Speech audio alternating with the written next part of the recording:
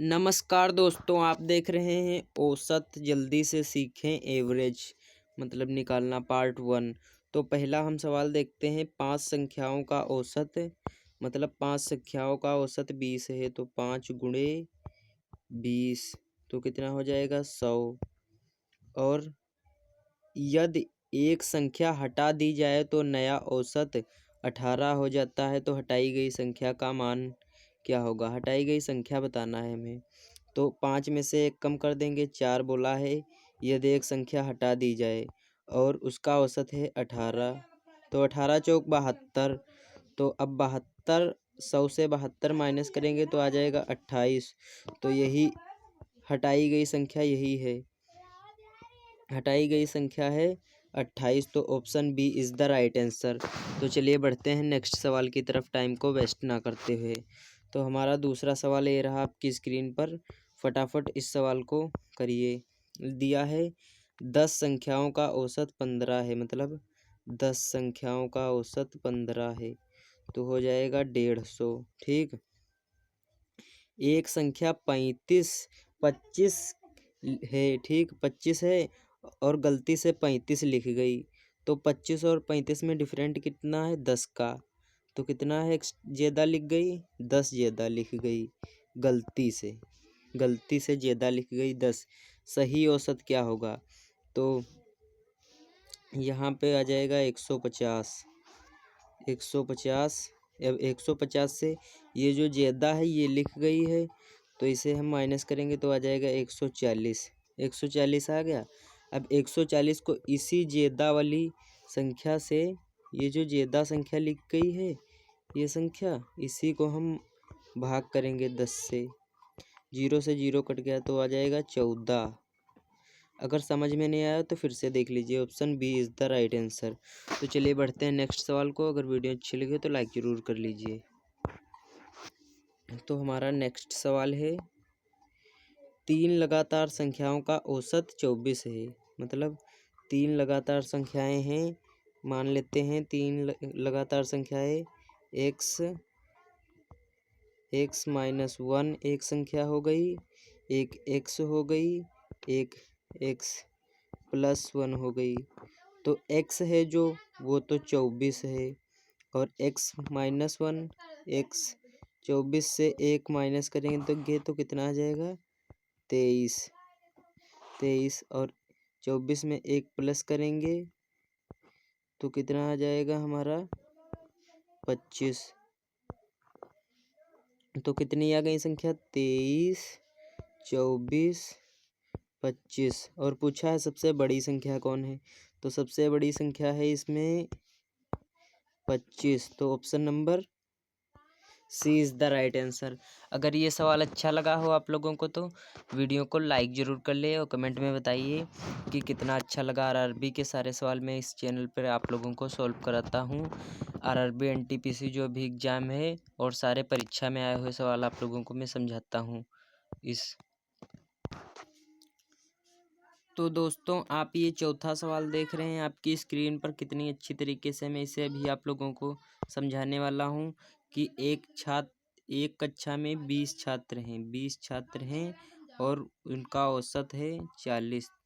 तो 40 गुणे 20 कितना हो जाता है 4 दूनी 800, 800 हो जाता है।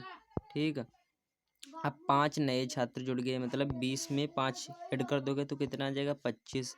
अब 25 छात्रों का 42 औसत है, तो इसका गुणा करेंगे 25 और 42 का, तो आ जाएगा 1050। अब 1050 आ गया। अब 1050 को जब 800 में से 1050 में से 800 माइनस करेंगे तो कितना आ जाएगा 1050 में से 800 माइनस करेंगे तो आ जाएगा 250, मतलब 250।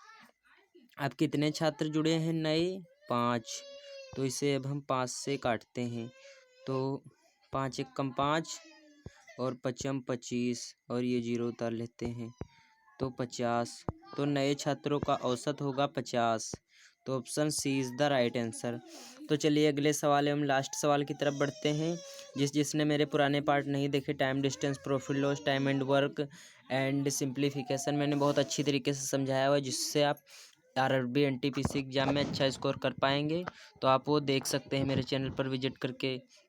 और मैथ सीखने के लिए मेरे चैनल को सब्सक्राइब जरूर करो भाई लोग। तो चलिए हम बढ़ते हैं नेक्स्ट सवाल एंड लास्ट सवाल। ये देखिए, ये बहुत हार्डेस्ट सवाल है और आप लोगों को मैं इजी करके दिखाऊंगा अभी। देखिए, आरआरबी एनटीपीसी 2026 में आया हुआ सवाल है, आने वाला है, मतलब आया नहीं है इस साल, मेरी उम्मीद है आ सकता है। तो एक व्यक्ति है, वो 30 किमी की स्पीड से 60 किलोमीटर जाता है, मतलब 30 किमी उसकी स्पीड है और वो 60 किलोमीटर दूरी तय करता है। और एक व्यक्ति, वही व्यक्ति फिर 20 किलोमीटर मतलब स्लो चलता है, तो 40 किलोमीटर तय करता है। तो इसे जोड़ो तो कितना आ जाएगा? तो 100 आ जाएगा।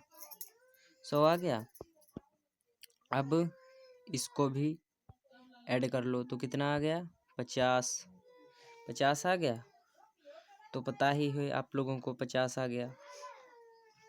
अब ये जानते हो कि मतलब 30 की स्पीड से 60 किलोमीटर चलोगे, तो इसको काट लेते हैं, मतलब छोड़ो पहले।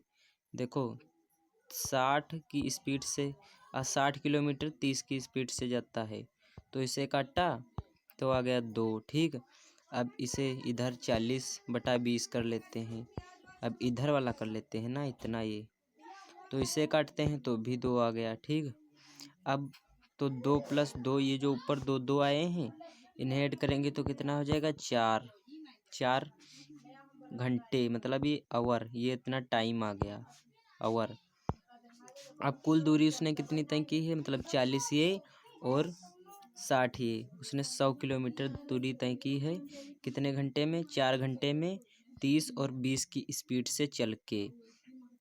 तो 4 घंटे टाइम आया है, तो 4 × 4 और 4 दूनी 8 और 4 × 20, तो आ जाएगा 25 किमी।